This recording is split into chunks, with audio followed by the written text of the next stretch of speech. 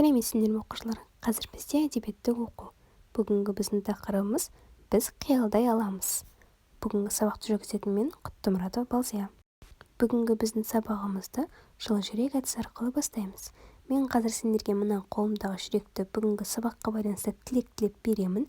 Сендер оны алып, жалғастырып бір-бірлеріңе бересіңдер.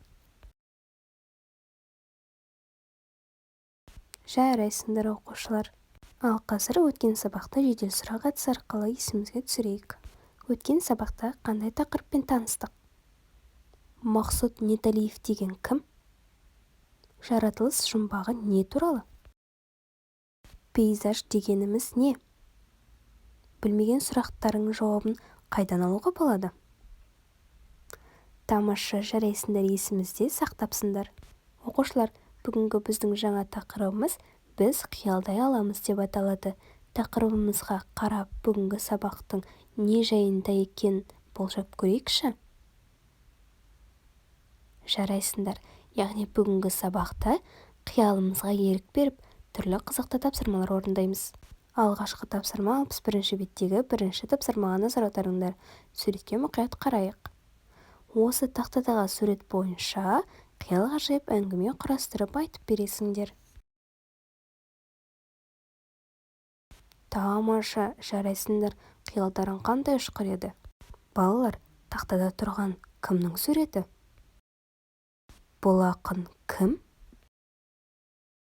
Дұрыс айтасыңдар, бұл Әбділда Тәжібаев.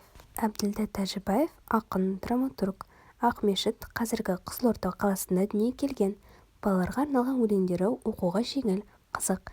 Ақынның табиғат құбылыстары туралы алтын ай, көкек, жаңбыр, толағай, қыс ата, қыс пен жаз атты өлеңдері бар.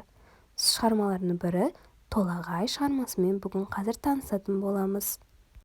Өлеңді асықпай, байыппен, мәнерлеп оқып шығамыз. Толағай үзіндісі не жайлы? Үзіндіден не түсіндіңдер? Естеріңде қалған үзінді жерін айтып беріңдерші. Тамаша, жарайсыңдар.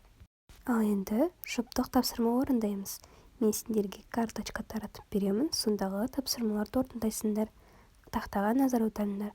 Мен құраған әңгіме, яғни біз мана бірінші құраған, қиялдан құраған әңгімені, оны толағай жырымен салыстырасыңдар, айырмашылығы мен ортақ толғанысын жазасыңдар. Тамаша оқушылар, жарайсыңдар. Жұптар бір-бірлеріңді баспармаға әдісі арқылы бағалаңдар. Орнымыздан тұрып, бойымызды сергітіп алайық. Сабағымызды жалғастырамыз. Қазір біз шерлік әдісін қолданамыз. Шерлік секілді ізденіс жұмысын жасаймыз. Жырдан толағайдың ерлігін суреттеген әсерлеуді оқып, тауып бересіңдер. Әсерлеу тәсілі арқылы бейнеленген қай кейіпкерді білесіңдер, соны айтасыңдар. Жырда оқығанда қандай әсерде болғандарыңды да сипаттап айтып бересіңдер. Іске сәт. Жарайсыңдар оқушылар, өте жақсы ізденіс жұмысын жүргіздіңдер. Балалар, мен сендерге карточка таратып беремін. Бұл карточкада мен білемін деген әдіс жазылған.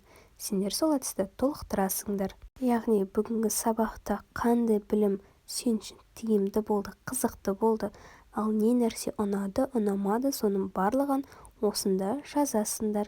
Сөйлемді мен білемін деген сөзден бастайсыңдар. Жарайсыңдар оқушылар, рахмет. Ал қазір сурет саламыз.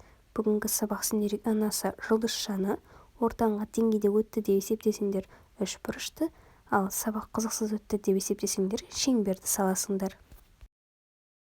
Үйге тапсырма, үлкендердің көмегімен толағай тауы туралы деректер іздестіресіңдер. Тау еліміздің қай облысында екенін анықтап әңгімелеп бересіңдер.